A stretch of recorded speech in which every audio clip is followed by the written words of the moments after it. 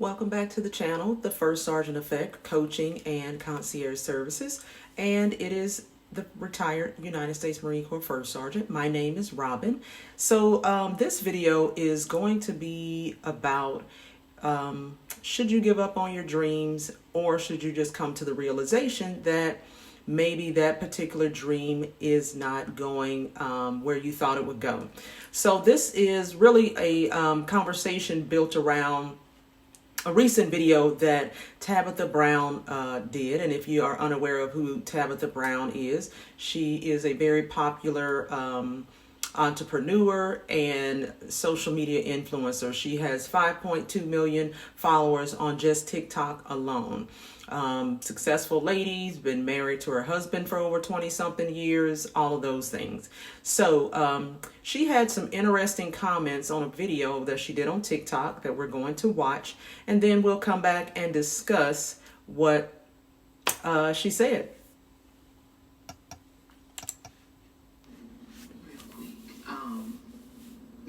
This is not to discourage you, because I want us to be clear about that first, okay? You kind of been in this place for a long time, okay? Now listen, you got good ideas. Baby, you got good ideas. Your execution is not as good, okay? Your follow through, not as good. The ideas, though, are great. Entrepreneurship is not for everybody. And that doesn't mean it's not for you, but right now, these last few months, few years, you know what I'm talking about. Baby, it ain't been working for you, okay? And you're doing a lot of robbing Peter to pay Paul. Okay, you done got yourself in some mess. And it's time for you to get a job. You hear me?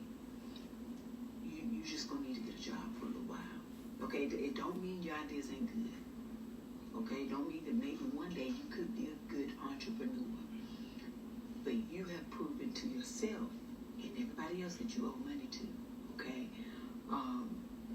that it ain't working right now. Okay, it ain't worked for a while. It actually has never worked yet. Doesn't mean it won't ever work. But right now you need to go to work.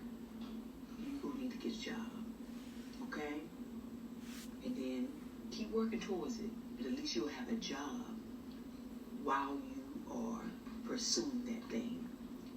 But right now, you need to get a job, baby. All right? That's it. I love you. They're going about your business. Okay, have a good night. Tomorrow, have a good day. But even if you can't have a good one, don't you dare go messing up nobody else's here. Don't be mad at me. Okay? All right, and so that is what Tabitha had to say. So pretty much saying, hey, maybe the idea, the entrepreneurship, the business, the dream is just not going where it should be going. So should you give up on it? I'll use myself for an example, right? This First Sergeant Effect Coaching and Concierge Services is a extremely new business. And all I can do is continue to push, work, and aspire to get this business up and running, off the ground, and where I foresee it going in the future. But if the realization came to me that, hey, this is just not working, I'm spinning my wheels here, then I would have to have a come to Jesus moment with myself and say, okay, what's really going on here, right? So I know people in my family and other people who have done exactly what Tabitha Brown is discussing. For example, and I won't name any names because if I do, he'll know who I'm talking about. But nonetheless, I know someone who, before the pandemic started, pandemic or plandemic, whichever you prefer to call it, that they wanted to be famous. They wanted to be famous. They wanted to be in Hollywood. They wanted to be in the LA area, and they were going to do whatever they needed to over social media in their specialty to become famous. Now, again, this was before the pandemic. Here we are light years after the pandemic, because if we really think about it, the pandemic kicked off hard the year of 2020. At least that was the first year when everybody thought, first few months when everybody thought we were all going to die. But so this person has been aspiring to do what they have been chasing since, like I said, prior to the pandemic.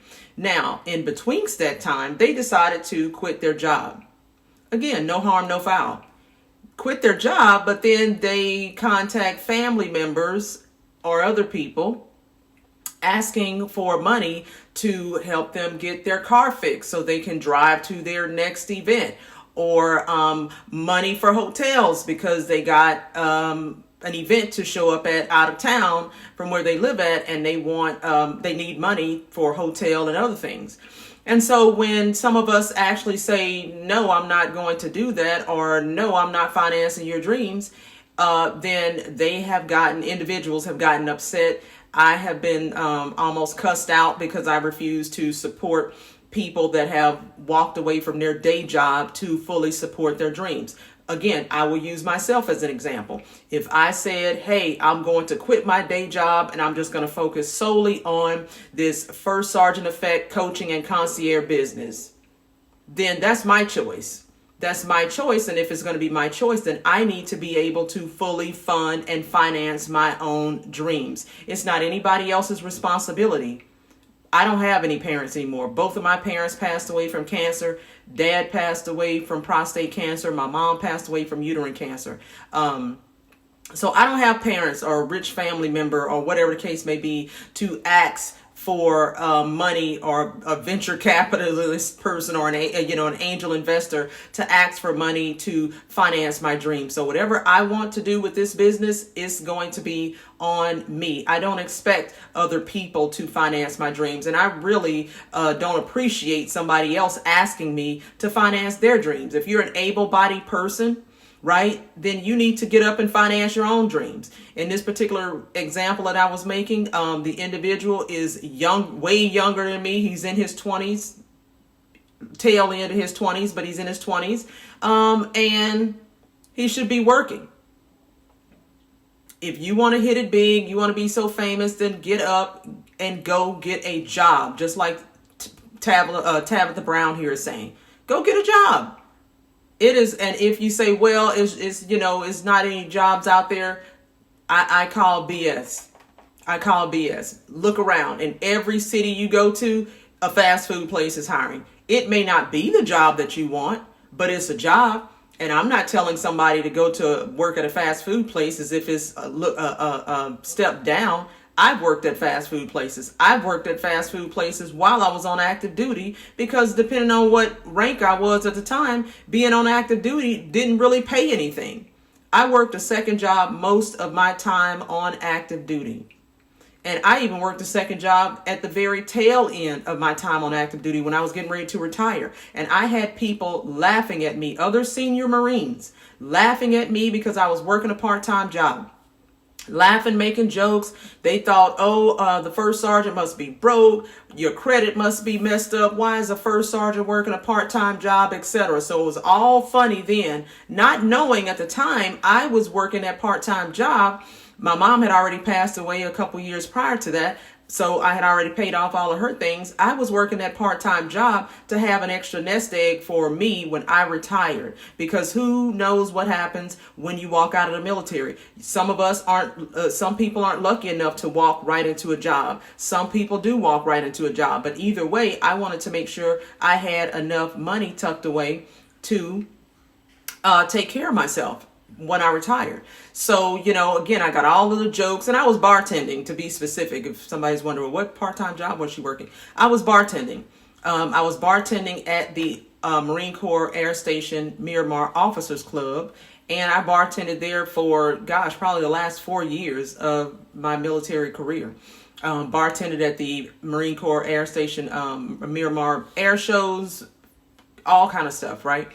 So long story short, after those folks were laughing at me, I retired. One of the Marines that was laughing at me, senior Marines, he retires literally less than 6 months after we both retired. He contacts me and he says, oh, you know what? You were doing it the right way. I wish I would have been working a part-time job. I got out and retired, and instead bought my wife a truck. bought us or got us a house built, and he's like, I didn't get a job as quickly as I thought. He's like, this job market is hard and things are starting to get tight. See, but it was all fun and games when they were laughing at me for getting up and working a second job to prepare for my own future. So, again, I agree wholeheartedly with Miss Tabitha Brown. If things are not working, you need to do some self-reflection and just say, hey, I'm not going to ask or beg, borrow money from family members or friends or whomever, right? Because they're out working hard for their money as well. It's not fair for me to beg and borrow and ask someone who has a family in this economy to give me money to finance my dreams when I am an able-bodied person and I want to just focus on my business instead of getting up and working, right?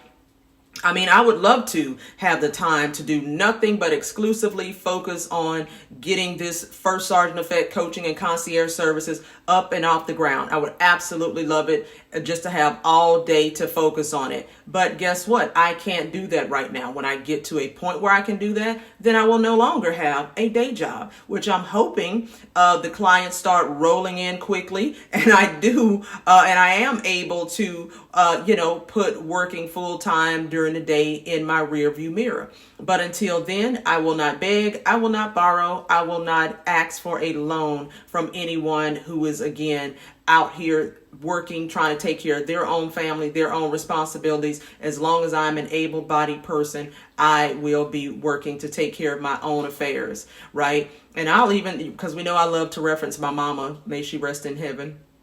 My mama was the first person to tell me when I was a young little jit. If you don't know what a jit is, go look it up. That if you, as a woman, if you are not physically or mentally handicapped, you need to be working. Nobody has to agree with that. I can just tell you what my mama told me, and I believe it, and I have always followed that. Again, she would say, if you as a woman are not mentally or physically handicapped, you need to be working. Now, she also said, if your husband prefers for you to not work, then of course you don't need to work. You need to do whatever your husband prefers you to do. But I'm divorced, and so in my case, I'm working. So again, I'm not physically or mentally handicapped. Thank the Lord for that. So I am up working. So again, just wanted to kind of drive the point home that maybe you do need to kind of look at, for whoever this is applicable to, right? Maybe you do need to kind of do some self-evaluation and work while you also build that business. I was just telling my 25-year-old literally earlier today that we as a people need to learn how to do two things at once. Just like we can chew gum and walk, we need to learn how to hustle and work our day job and then build the business at night. And so I just think that that's the best course of action. And then again, don't get upset with me if you ask me, hey, can I borrow $500 or can I use your credit card to do X, Y, and Z? And I politely say, no, you cannot. Because again, I'm out working, I'm able-bodied. If you're out working, you're trying to build your business, as am I. Get up and go get a job. It's not that hard. So think about it. We'll talk about it more in the comments if you have anything to say about all of this. And if not, I will see you in the next video.